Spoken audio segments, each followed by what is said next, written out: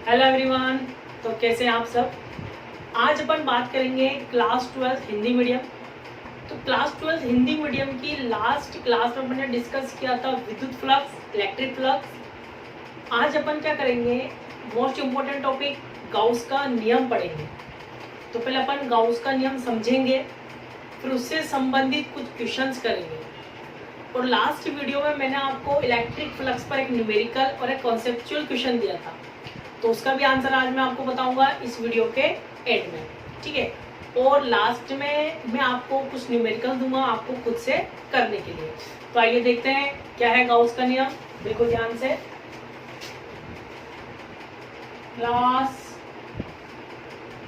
12, ठीक है। तो टॉपिक है अपना गाउस का नियम।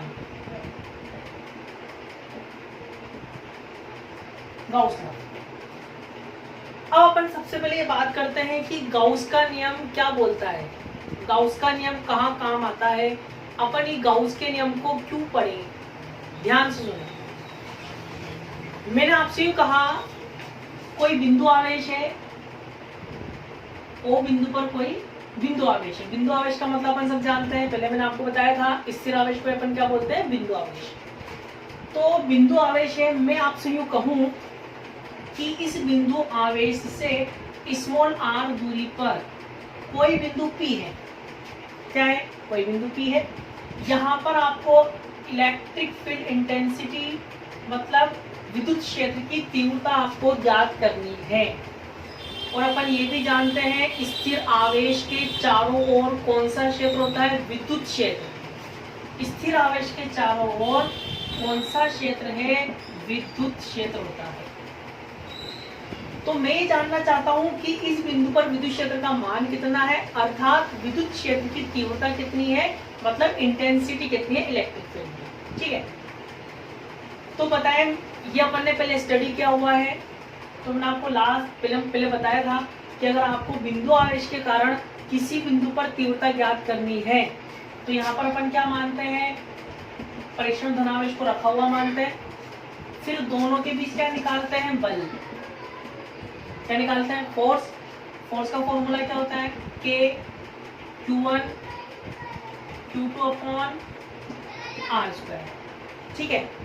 फिर अपन ने क्या किया था, वहां पर जो परीक्षण धनावेश था, टेस्ट चार्ज जो था, उसी को अपन क्या कर देते थे, डिवाइड कर देते थे, और अपना क्या आ जाती थी, इंटेंसिटी, मतलब विद्युत क्षेत्र की तीव्रता। अब मैं आपको ये बता रहा हूं पहले कि गाउस का नियम कहाँ काम आता है।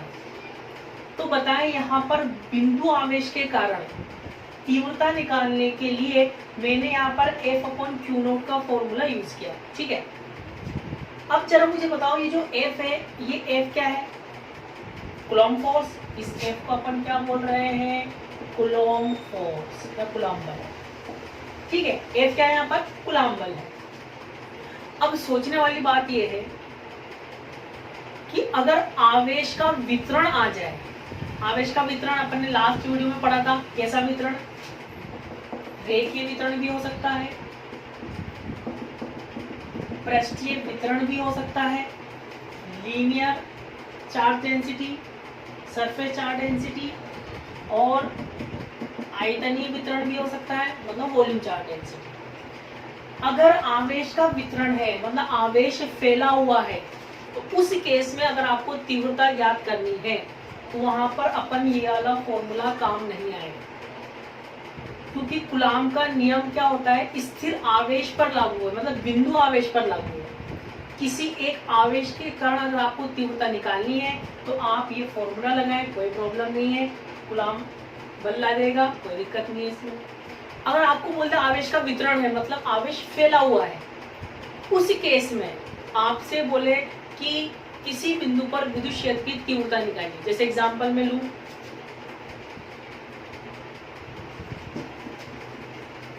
सपोज मैंने कोई एग्जांपल लिया, सपोज ये कोई गोला है, गोले को अपन आवेश देंगे, सारा आवेश कहाँ जाएगा, इसके आयतन, ठीक है, कुछ अलग गोला। अब इसके आयतन में जाएगा, तो बताएं आवेश का वितरण है, कौन सा? आयतनीय आवेश वितरण, आयतनीय आवेश वितरण। ठीक है, मैं आपसे कहूं इस गोले के कारण या इस आवेशित गोले के कारण मुझे बिंदु P पर क्या निकालनी है? तीव्रता, विद्युत क्षेत्र की तीव्रता मतलब इंटेंसिटी का पता करना है।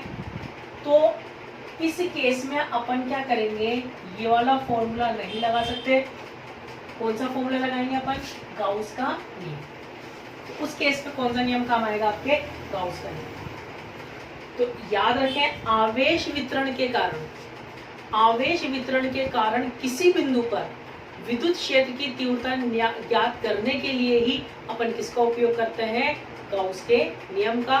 मतलब चार्ज डिस्ट्रीब्यूशन के लिए इलेक्ट्रिक इंटेंसिटी फाइंड करनी है तो अपन किसका यूज करेंगे? गाउस का। ठीक है, तो ये तो अपन को बात समझ में आ गई कि गाउस का नियम का यूज कहाँ पर है, अपन इसको क्यों पढ़ रहे हैं?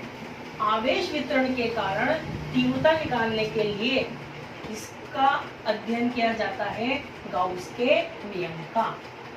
अब आगे चलते हैं। अब गाउस का नियम बोलता क्या है?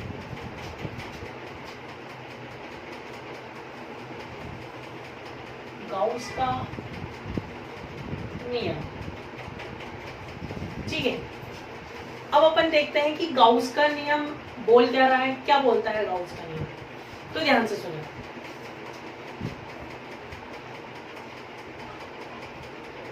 सपोज ये क्या है, कोई बंद पृष्ठ है, काल्पनिक बंद पृष्ठ में इसको बोल सकते हैं। सपोज ये कोई बंद पृष्ठ है, इस बंद पृष्ठ में -2 कूलम +5 कूलम -3 कूलम +6 कूलम आवेश है। ठीक है, और अपन को ये भी पता है कि धनावेश से विद्युत क्षेत्र रेखाएं कहाँ निकलती हैं? बाहर। धनावेश से विद्युत क्षेत्र रेखाएं कहाँ निकलेंगी? बाहर निकलेंगी। और ऋणावेश है तो विद्युत क्षेत्र रेखाएं कहाँ आएंगी? अंदर आएंगी। इलेक्ट्रिक फील्ड लाइंस कहाँ पर आएंगी? अंदर आएंगी। और भी अपन इसमें बना सकते हैं। ठीक है, जो भी ठीक है। अब हम बात करते हैं, तो ध्यान सुने। नेगेटिव आवेश है तो क्षेत्र रेखाएं कहाँ आ रही है? अंदर। पॉजिटिव आवेश है तो क्षेत्र रेखाएं कहाँ जा रही है? बाहर। तो मैंने आपको बताया था कि जब भी क्षेत्र रेखाएं अंदर जाएंगी या बाहर आएंगी तो उसको अपन क्या बोलते हैं? एक भौतिक राशि से अपन उसको परिभाषित करते हैं। उसको अपन क्या बोलते हैं? विद्युत फ्लक्स, इलेक्ट्रिक फ्लक्स।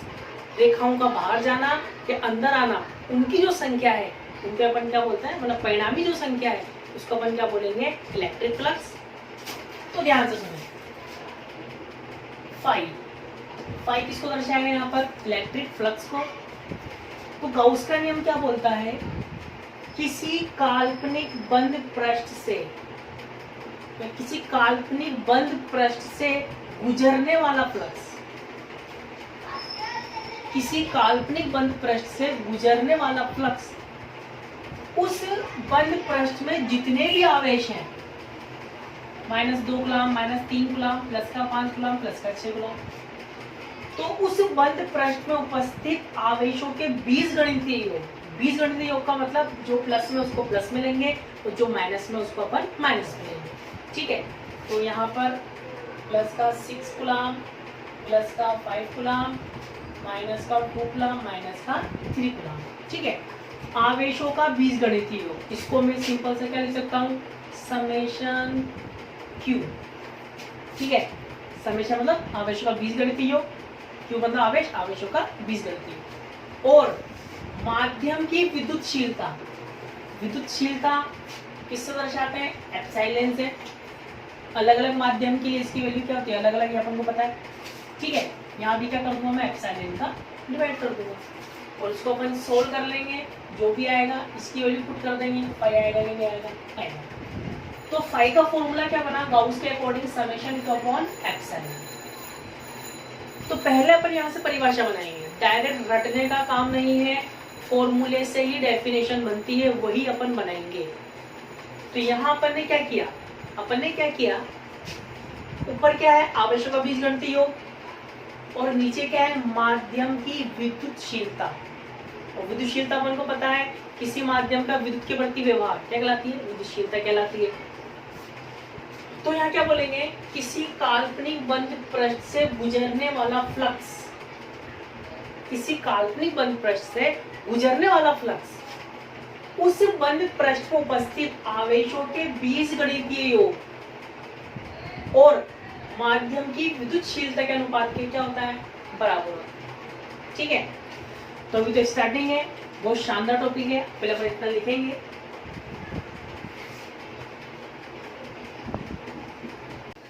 तो गाउस के नियम की क्या लैंग्वेज बनेगी, तो क्या लिखेंगे, विद्युत क्षेत्र में स्थित किसी काल्पनिक बंद पृष्ठ से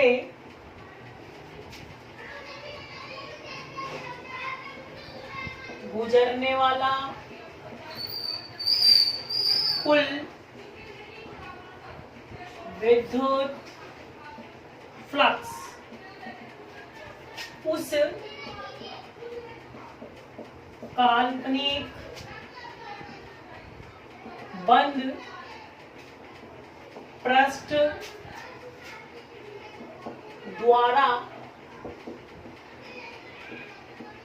परिबद्ध आवेशों का बीजगणितीय योग और माध्यम की विद्युतशीलता के अनुपात के बराबर होता है। गणितीय रूप में क्या लिखेंगे, गणितीय रूप में मैथमेटिकल फॉर्म क्या लिखेंगे इसकी, फाई बराबर ऊपर क्या आएगा, समेशन क्यू आवेशों का बीजगणितीय योग और नीचे माध्यम की विद्युतशीलता। तो लिख देंगे एप्सिलॉन क्या है, माध्यम की विद्युतशीलता। ठीक है, आगे चले, वायु या निर्वात में, तो वायु या निर्वात में फाई क्या हो जाएगा, समेशन क्यू, और अपन बखूबी जानते हैं वायु या निर्वात में एप्सिलॉन क्या बन जाता है अपने लिए, एप्सिलॉन नॉट। तो एप्सिलॉन नॉट क्या है, वायु या निर्वात की विद्युतशीलता। ठीक है, इलेक्ट्रिक परमिटिविटी ऑफ मीडियम और वैक्यूम। ठीक है, आगे चले, और अपन एक चीज और जानते हैं, चलो पहले एक चीज जैसा लिख लेते हैं, इसी फॉर्मूले को अगर मैं summation Q upon epsilon not into 4 पाई से ऊपर इंटू क्या 4 पाई को ही डिवाइड किया। ठीक है, ये तो फॉर्मूला है चलिए अपने पास, इसकी एक फॉर्मूला बनाए तो ये क्या हो जाएगा अपने लिए, अपन 5 ये हो जाएगा 4 पाई समेशन क्यू अपॉन, इसको क्या लिख दूंगा मैं 4 पाई एप्सिलॉन नॉट। ठीक है, और 1 अपॉन 4 पाई एप्सिलॉन नॉट, इसकी शक्ल जानी पहचानी है तो क्या लिखते हैं इसको के, और के का मान क्या होता है 9 × 10 की घात 9, तो ये तो बन जाएगा अपने लिए के, पाई क्या हो जाएगा 4 पाई 1 अपॉन 4 पाई एप्सिलॉन नॉट क्या बन गया कैपिटल के, और समेशन क्यू। तो ये अपने पास गाउस के नियम की एक और शक्ल आ गई है। न्यूमेरिकल के अकॉर्डिंग डिपेंड करेगा कौन सा फॉर्मूला लगाना है, आपको ये सिंपल लगे तो ये लगा दें और ये लगे तो ये लगा दें। ठीक है, और एप्सिलॉन नोट की वैल्यू भी आपको याद होनी चाहिए। एप्सिलॉन नोट की वैल्यू क्या होती है 8.85 into 10⁻⁻12 coulomb square upon newton metre का स्क्वायर। ठीक है, आगे चले। हम जानते हैं फाई का एक फॉर्मूला होता है, फ्लक्स के रूप में क्या लिखा था अपन ने, phi E vector dot D vector. Last video में अपन ने निकाला था। तो ये भी फ्लक्स का फॉर्मूला और ये भी फ्लक्स का फॉर्मूला गाउस के अनुसार। इसको इक्वेशन 1 नाम दे देंगे और इसको इक्वेशन 2। तो क्या लिख सकते हैं तब इक्वेशन 1 व 2 से। ठीक है, दोनों को बराबर करके लिखें तो आगे कभी काम आ सकता है, इसलिए डी वेक्टर एस और क्या आएगा, यहाँ भी एस लगाएंगे, एस क्यों लगा रहे हैं क्योंकि पृष्ठ से समाकलन है। और क्या लिखेंगे समेशन क्यू अपॉन एप्सिलॉन। तो ये भी अपने पास कभी कभी फॉर्मूला काम आएगा। तो ये अपना गाउस के नियम की स्टार्टिंग है। ठीक है, तो गाउस का नियम कहाँ काम आएगा, आवेश वितरण के कारण किसी बिंदु पर तीव्रता ज्ञात करनी है तो अपन किसका उपयोग करेंगे, गाउस के नियम का। और मेन चीज आपको क्या ध्यान रखनी है, आवेश का बीजगणितीय योग करना है और विद्युतशीलता का भाग लगाना है, क्या देगा फ्लक्स। अब मेन चीज क्या है, कभी कभी बच्चे इस फॉर्मूले को लगाते समय भी बहुत सी बार गलतियां कर जाते हैं। अब गलतियां क्या करते हैं वो अपन देखते हैं। तो पहले गलतियां देखेंगे फिर आगे चलेंगे। तो नोट कर लीजिए आप, पॉज करके आगे चलें। अब बात करते हैं विद्युत फ्लक्स की। तो फ्लक्स का फॉर्मूला क्या होता है, आवेश का बीजगणितीय योग। तो अपन लिखेंगे +6 -3 -2 +4 अपॉन एप्सिलॉन नोट। अगर आप इसको ऐसे लिखकर सोल्व करेंगे, मतलब एप्सिलॉन नोट की वैल्यू भी रख देंगे अपन, फिर उसको सोल्व करेंगे। ठीक है, वो तो बात की बात है। अगर आप यहाँ पर ये वैल्यू पुट करोगे तो आपका आंसर गलत होगा। क्यों होगा, क्योंकि आपको ध्यान रखना है यहाँ पर वही आवेश आएंगे जो काल्पनिक बंद पृष्ठ के अंदर है। काल्पनिक बंद पृष्ठ के अंदर वाले आवेशों का ही बीजगणितीय आपको करना है, बाहर वाले का नहीं करना है। क्यों नहीं करना है, क्योंकि गाउस का नियम काल्पनिक बंद पृष्ठ पर जो बाहर आवेश है उस आवेश पर निर्भर नहीं करता है। भाई सिंपल सी बात है, आवेश अंदर है तो फ्लक्स किस पर निर्भर करेगा, अंदर वाले आवेशों की विद्युत क्षेत्र रेखाओं की संख्या पर। तो बाहर वाले आवेश से अपन को कोई मतलब नहीं है, इसलिए यहाँ पर अपन क्या करेंगे, सिर्फ अंदर वाले आवेश का ही अपन मान रखेंगे, बाहर वाले का नहीं रखेंगे। तो कुछ छोटी मोटी गलतियां जो बच्चे करते हैं, तो इसीलिए अपन गाउस के नियम से कुछ 1-2 बातें लिख लेते हैं ताकि आप उसमें मिस्टेक ना करें। तो नोट डाल के लिखेंगे, नोट फर्स्ट, काल्पनिक बंद पृष्ठ से गुजरने वाला विद्युत फ्लक्स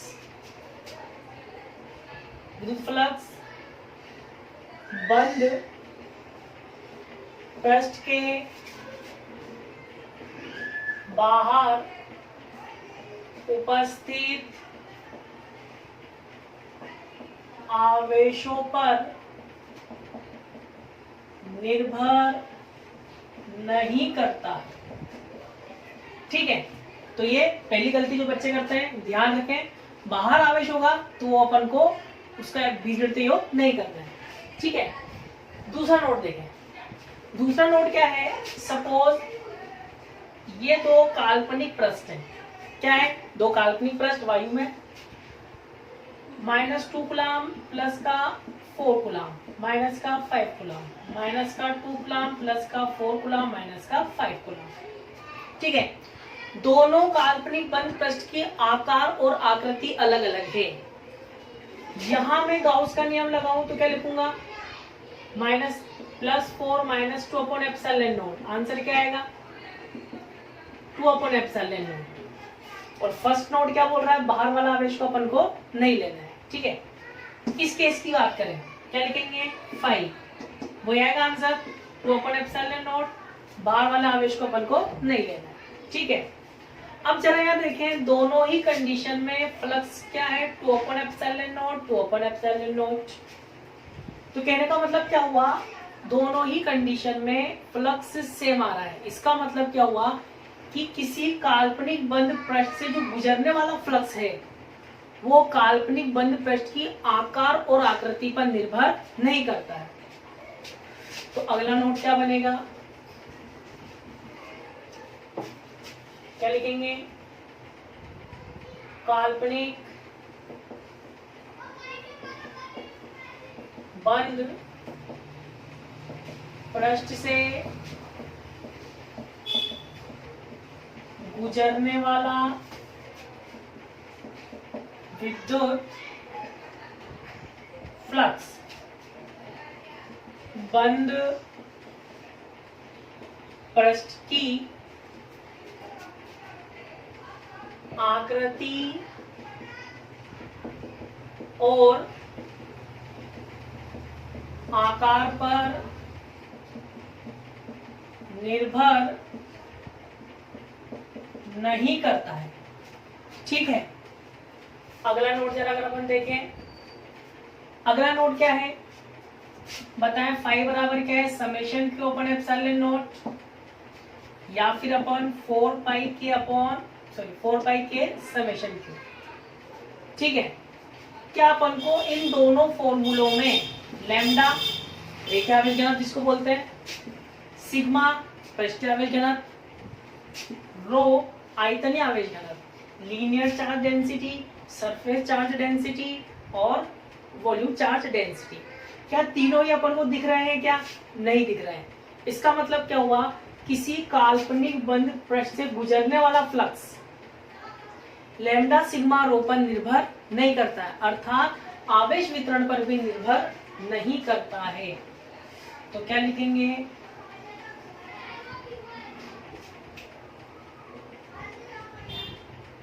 काल्पनिक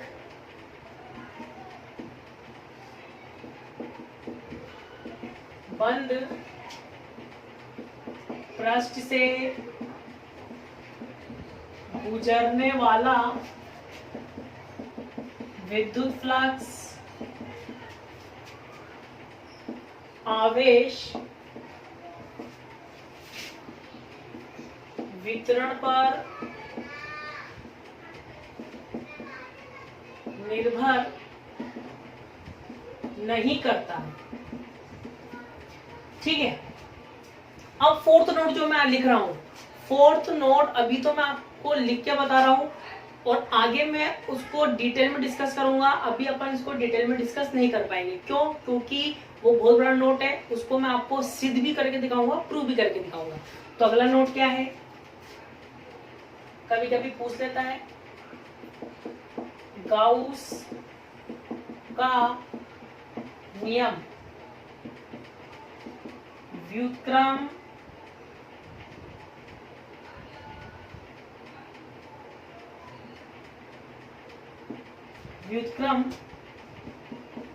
वर्ग नियम की पालना करता है। ठीक है, तो इस नोट को अपन बाद में डिस्कस क्यों करेंगे? उसका रीजन ये है क्योंकि पहले अपन ये देखेंगे कि व्युत्क्रम वर्ग नियम होता क्या है या व्युत्क्रम वर्ग नियम क्षेत्र क्या होते हैं। तो पहले अपन देखेंगे व्युत्क्रम वर्ग नियम क्या होता है, फिर अपन देखेंगे कि गाउस का नियम व्युत्क्रम वर्ग नियम की पालना कैसे करता है। इसीलिए इस नोट को अपन बाद में डिस्कस करेंगे। अगला नोट ये अपने बहुत काम आएगा आगे। अगला नोट क्या है? ऐसा काल्पनिक बंद पृष्ठ जिसके प्रत्येक बिंदु पर विद्युत क्षेत्र का मान एक समान होता है। विद्युत क्षेत्र का मान क्या होता है? एक समान। क्या कहलाता है? गाउसियन पृष्ठ कहलाता है। ठीक है, तो ये पांचवा जो नोट है ये अपने बहुत काम आएगा, आगे बहुत नाम आएगा। गाउसियन पृष्ठ, गाउसियन पृष्ठ तो आपको समझना चाहिए ऐसा पृष्ठ जिसके प्रत्येक बिंदु पर विद्युत क्षेत्र का मान एक समान हो, क्या कहलाएगा? गाउसियन पृष्ठ। ठीक है, अब अपन क्या करते हैं, जो लास्ट वीडियो में मैंने आपको इलेक्ट्रिक फ्लक्स के ऊपर जो न्यूमेरिकल दिया था वो डिस्कस करते हैं। ठीक है, फिर गाउस के नियम पर भी अपन कुछ न्यूमेरिकल करेंगे। आइए देखते हैं। लास्ट वीडियो में मैंने आपसे फर्स्ट क्वेश्चन पूछा था कि फ्लक्स पॉजिटिव होने का, नेगेटिव होने का और जीरो होने का मतलब क्या है। ठीक है, बिल्कुल ध्यान सुने। तो बताएं फाई कोस टू क्या लिखा था अपन ने? EA cos theta. ठीक है, तो जब थीटा कितना था? 0, तो फाई क्या आया था? पॉजिटिव। और थीटा क्या था? 90, तो फाई कितना आया था? 0। और थीटा क्या था? 180, तो फाई क्या आया था अपने पास? नेगेटिव, है ना। ये तीन केस थे अपने पास। तो समझने वाली बात क्या है, बिल्कुल ध्यान से सुने। तो ये तो अपन को वैसे दिख रहा है कि थीटा 0 पर पॉजिटिव, 90 पर 0, 180 पर नेगेटिव। ठीक है, अब ध्यान देने वाली बात यह है कि यहाँ पर जो थीटा है किस किस के बीच का कोण है? E और A के बीच का कोण, क्षेत्रफल और विद्युत क्षेत्र के बीच का कोण होता है थीटा। ठीक है, अब इसमें आपको ये बात तो हमेशा याद रखनी है कि क्षेत्रफल की दिशा कहाँ होती है? तल के लंबवत बाहर। तल के लंबवत कहाँ होती है? बाहर होती है। ठीक है, इसको अपन एक क्यूब से समझते हैं, ध्यान से देखें। ठीक है, मान लीजिए ये A और ये B मान लेता हूं मैं। ठीक है, मान लीजिए विद्युत क्षेत्र की दिशा A से B है। विद्युत क्षेत्र की दिशा कहाँ है? A से B। मतलब इस वाले पृष्ठ पर, इस वाले पृष्ठ पर विद्युत क्षेत्र कहाँ है? इस तरफ। इस वाले पृष्ठ पर विद्युत क्षेत्र कहाँ है? इस तरफ। यहां भी दर्शा सकते हैं और अपन यहां भी दर्शा सकते हैं। ठीक है, तो विद्युत क्षेत्र की दिशा कहाँ है? A से B। अब अपन बात करते हैं, बताएं कि इस वाले, ये जो पृष्ठ है, इस वाले पृष्ठ की क्षेत्रफल की दिशा कहाँ होगी? ये पृष्ठ क्यों है? इसका अपन एक एग्जांपल लें, तो एक पेज ले लेता हूं मैं।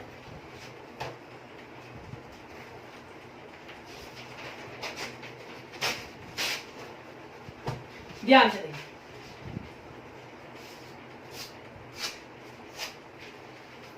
तो ये वाला पृष्ठ अपना ये है।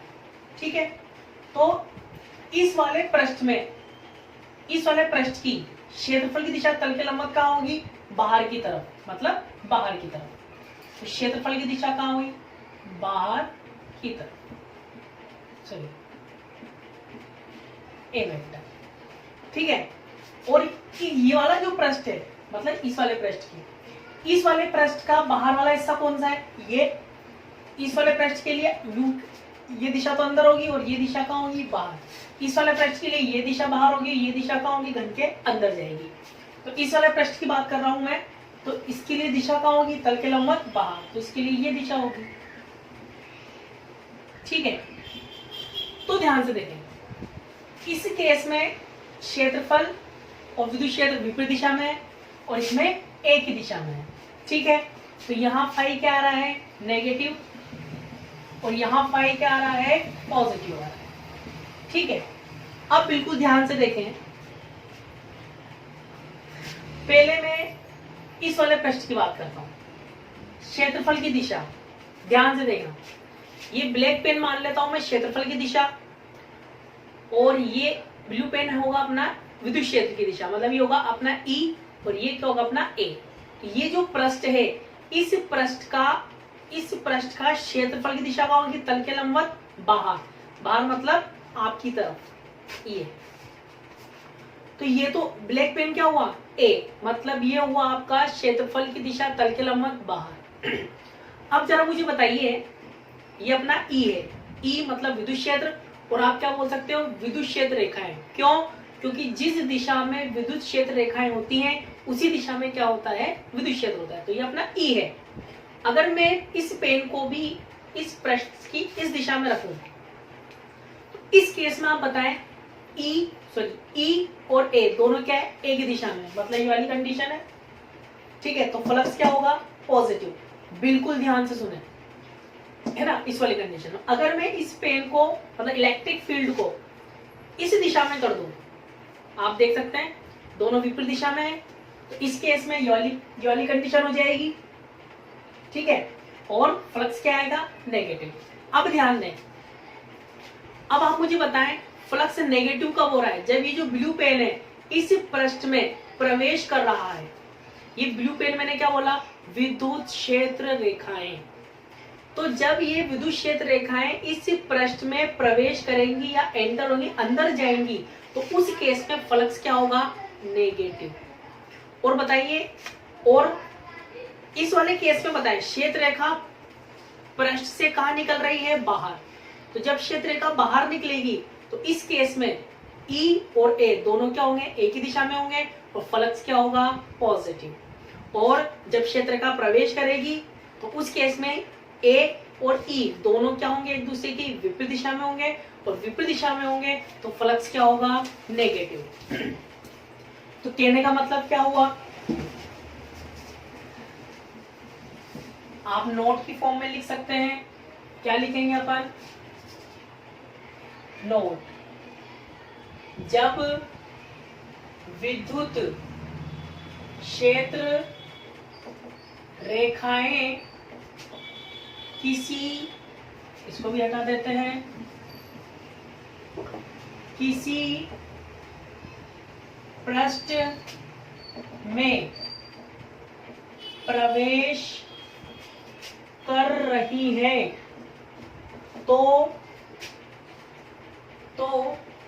विद्युत फ्लक्स ऋणात्मक होता है। ठीक है, और फर्स्ट नोट, सेकंड नोट क्या लिखेंगे, जब विद्युत क्षेत्र रेखाएं किसी पृष्ठ में, पृष्ठ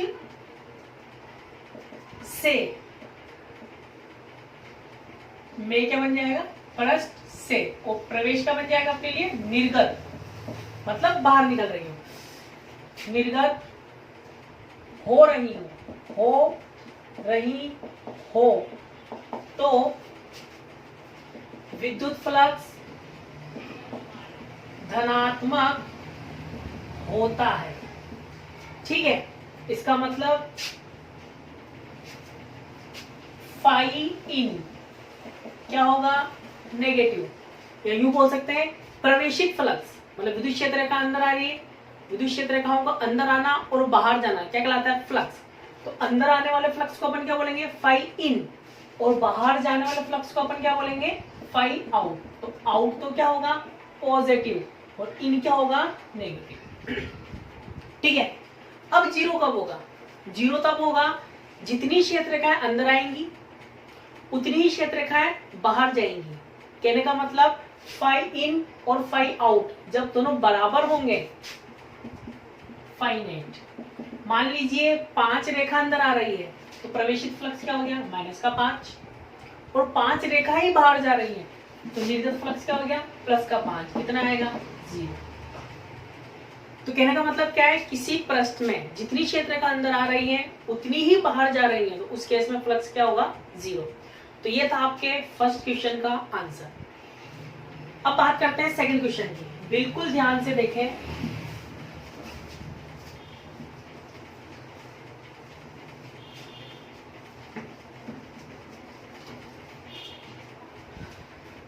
तो सेकंड क्वेश्चन मैंने आपको दिया था,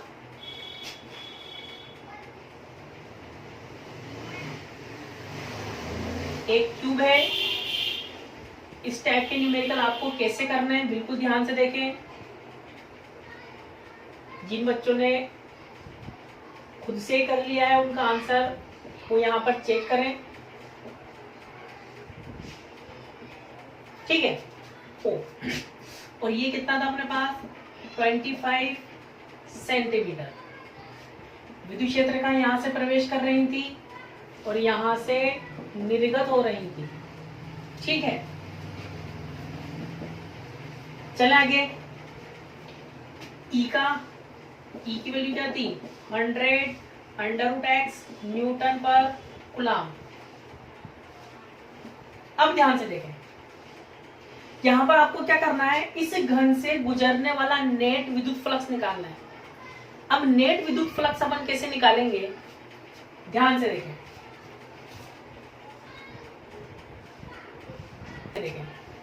तो सबसे पहले अपन क्या करते हैं, इस क्यूब को अपन नाम देते हैं O A B C D E F G।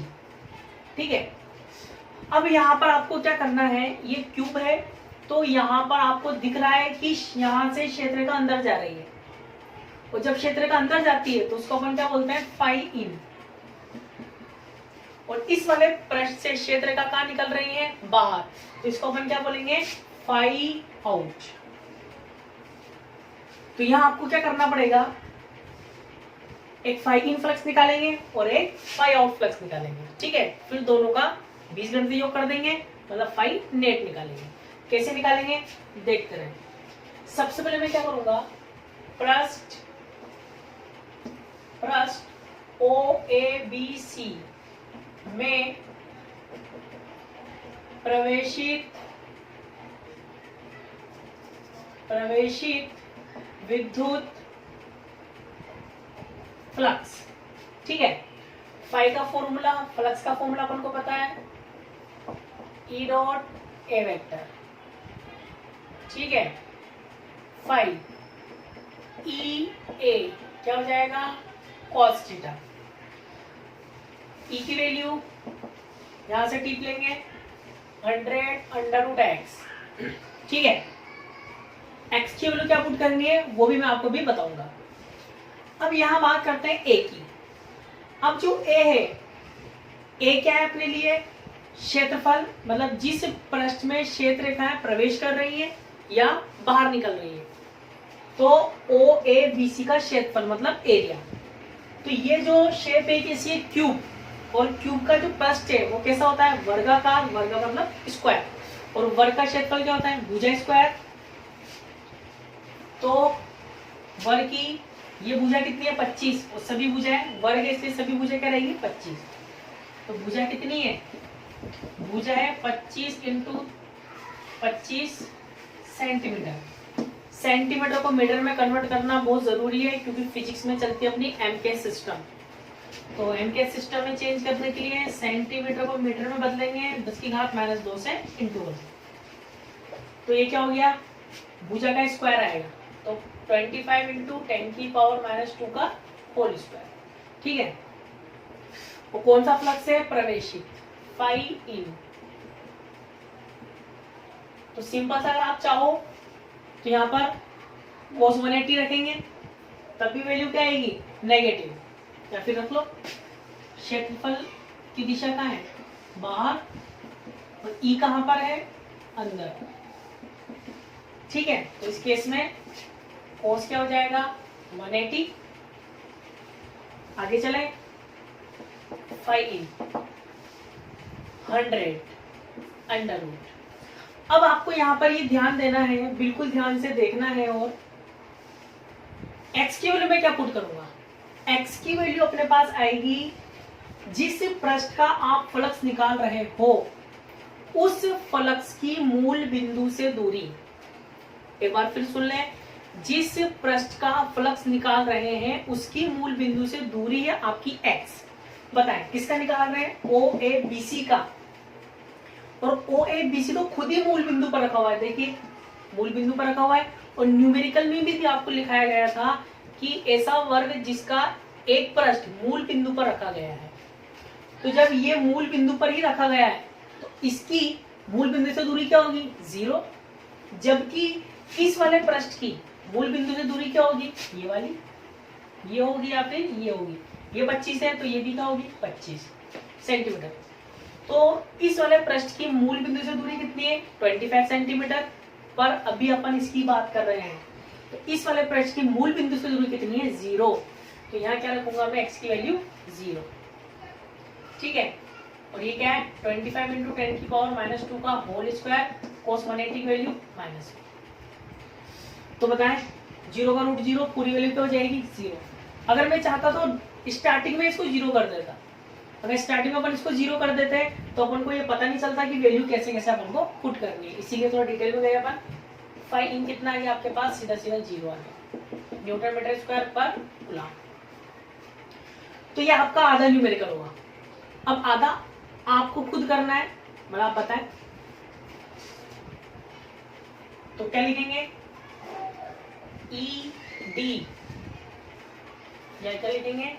पृष्ठ डी ई एफ जी से निर्गत विद्युत फ्लक्स। तो बताएं क्या लिखेंगे? फाई आउट फॉर्मूला क्या है? ई ए कॉस थीटा। ई की वैल्यू वही है अंडर रूट एक्स आएगा, और एक्स की वैल्यू अपन आप जान चुके हैं, तो सीधा डायरेक्टली पुट करेंगे। क्या आएगा इसके लिए? एक्स 25 सेंटीमीटर, मतलब किस में कन्वर्ट करेंगे? मीटर में। तो 25 इंटू 10⁻² इंटू ये हुई अपनी ई की वैल्यू, ए वही भुजा स्क्वायर, भाई वर्ग है, वर्ग की तो सभी भुजा क्या होती है? एक समान। तो 25 इंटू 10⁻² का whole square into cos theta. इस वाले प्रश्न की बात हो रही है, और अभी बताया भी था आपको क्षेत्रफल दिशा बाहर, ई की दिशा भी इधर ही है, तो क्या हो जाएगा? एक ही दिशा में है तो cos 0। सॉल्व कर लें, फाई आउट 100 को लिख देता हूँ 10⁻² इंटू 25 का अंडर रूट 5, 10⁻² का अंडर रूट -1, 25 का स्क्वायर 625 -2, 2 से कितना हो जाएगा? 10⁻⁻4। cos 0 कितना होता है? 1। आगे चले, फाई आउट इंटू करो 5 5 जा 25, 5 2 जा 12, 6 5 जा 31। ठीक है, और वैल्यू क्या आएगी? -2, सॉरी ये तो -4 होगा, 2 2 जा कितना आएगा? -4। तो -4 -1 कितना आएगा? -5 और +2 कितना बचा? -3 न्यूटन मीटर स्क्वायर पर कूलम स्क्वायर। तो ये अपना है फाई आउट, ये क्या है अपना? फाई इन। तो नेट फ्लक्स भी निकालना है आपको। फाई नेट मतलब परिणामी विद्युत फ्लक्स, तो प्रवेशित फाई आउट में से माइनस कर देंगे किसको? फाई इन को। तो ये जो माइनस है, ये यहाँ पर जो माइनस आता है वही माइनस है, ये ध्यान रखें। तो फाई आउट कितना है? 3125 इंटू 10⁻³ माइनस का 0 कितना आएगा? 3125 इंटू 10⁻³ न्यूटन मीटर स्क्वायर पर। तो ये था आपका लास्ट वीडियो में जो मैंने आपको न्यूमेरिकल दिया था, उसका आंसर है। अब मैं आपको एक तो ऐसा न्यूमेरिकल देता हूँ सेम टू सेम, ठीक है, और साथ में गाउस से संबंधित, गाउस के नियम से संबंधित कुछ न्यूमेरिकल और मैं आपको होमवर्क के लिए दे रहा हूँ। तो ध्यान से देखें,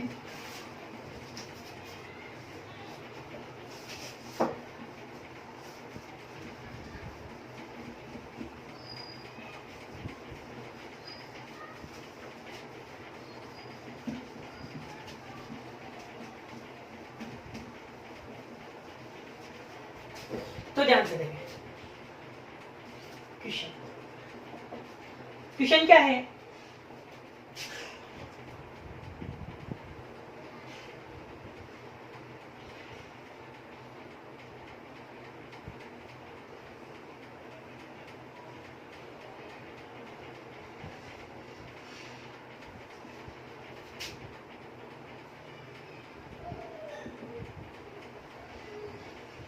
बिल्कुल ध्यान से देखें, न्यूमेरिकल सेम है, कॉन्सेप्ट सेम है, बस थोड़ा सा आपको माइंड लगाना है, ठीक है। 0 यहाँ यहाँ नाम दे देता हूं मैं, आपके अकॉर्डिंग नाम दे देना आप इसको, एक्स वाई जेड। तो ये जो साइड है इसकी, इस साइड को a goes to 0.1 मीटर, ठीक है। एक क्यूब है, उस क्यूब की ईच साइड कितनी है 0.1 मीटर, और यहां से लेके यहां तक की भी जो वैल्यू है इसकी वो भी कितनी है 0.1 मीटर है, ठीक है। इलेक्ट्रिक फील्ड मैंने आपको दिया हुआ है EX, EX का मतलब विद्युत क्षेत्र सिर्फ कौन सी दिशा में है, एक्स ही दिशा में है, वही वाली बात है। क्षेत्र रेखाएं इधर से प्रवेश करेंगी और इधर से बाहर निकलेंगी, ठीक है।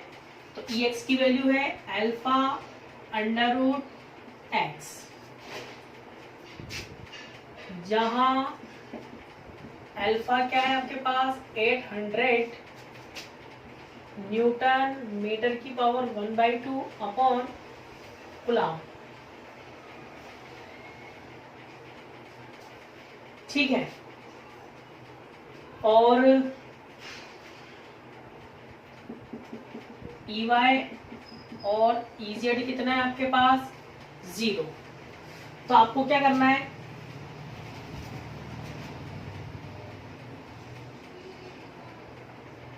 इस घन से संबद्ध, संबद्ध मतलब गुजरने वाला, संबद्ध परिणामी विद्युत फ्लक्स ज्ञात कीजिए, ठीक है। इसमें मैं 2 क्वेश्चन बना रहा हूं, ये फर्स्ट क्वेश्चन मान लेते हैं, ठीक है। संबद्ध फ्लक्स ज्ञात कीजिए, और सेकंड क्वेश्चन, इस घन में उपस्थित आवेश भी ज्ञात कीजिए, ठीक है। अगर आप यहां तक पहुंचे हैं तो आपने गाउस का नियम ध्यान से देखा होगा, और आपने गाउस का नियम ध्यान से पढ़ा है, तो इसका आंसर भी आप मुझे बता सकते हैं, ठीक है। और दोनों का आंसर मैं लिख देता हूं। फर्स्ट का आंसर आएगा आपका, फर्स्ट का आंसर आएगा 1.5 आएगा आपके पास, 1.05 न्यूटन मीटर स्क्वायर पर कूलम। और सेकंड का आंसर आएगा आपके पास 9.27 इंटू 10 की पावर -12 कूलम, ठीक है। तो ये दोनों अगर आपके आंसर आ जाए तो आपका आंसर करेक्ट है, ठीक है। आगे चले,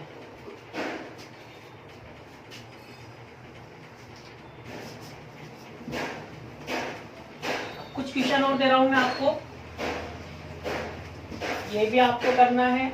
जितने ज्यादा न्यूमेरिकल करेंगे उतने ही कॉन्सेप्ट क्लियर होंगे आपके।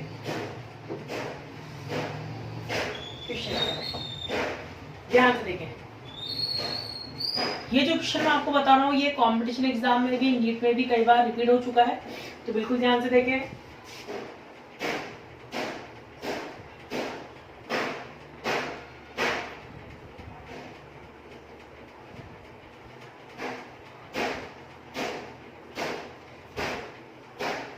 और इन न्यूमेरिकल को सॉल्व करने के लिए छोटा सा हिंट अगर मैं आपको दूं,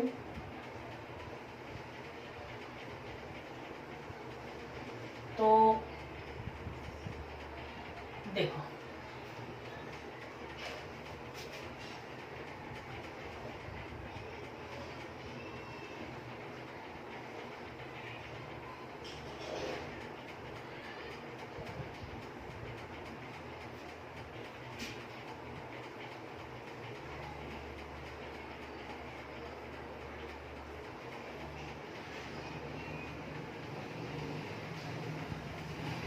तो ध्यान से देखें, फर्स्ट, सेकेंड,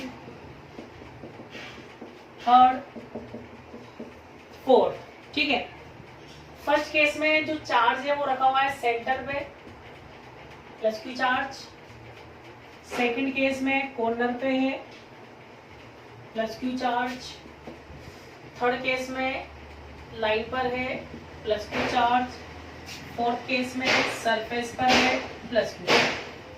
तो 4 क्यूब है, सेंटर में चार्ज है, कॉर्नर पे चार्ज है, साइड पर लाइन पे चार्ज है और एक सरफेस पर चार्ज है। तो प्रत्येक कंडीशन में आपको 5 टोटल और 5 सरफेस। 5 टोटल क्या है? पूरे घन से निकलने वाला फ्लक्स। 5 टोटल है, पूरे घन में कितनी भुजाएं? 6, तो 6 भुजाओं से निकलने वाला फ्लक्स। और 5 सरफेस क्या है? एक पृष्ठ से निकलने वाला फ्लक्स। तो इसमें भी आपको 5t और 5s बताना है, इसमें भी आपको 5t और 5s बताना है, इसमें भी आपको 5t और 5s बताना है। तो इन चारों के आंसर आपको मुझे बताने हैं। जिनका आंसर आ जाए वो कमेंट सेक्शन में कमेंट कर दें, ठीक है। और जिन बच्चों के सभी आंसर क्लियर हो जाएंगे उनको गाउस के नियम के न्यूमेरिकल में प्रॉब्लम बहुत ही कम आएगी, ठीक है। तो आज के लिए इतना ही। नेक्स्ट वीडियो में अपन बात करेंगे गाउस के नियम की एप्लीकेशन, वो गाउस के नियम के और न्यूमेरिकल होंगे, ठीक है।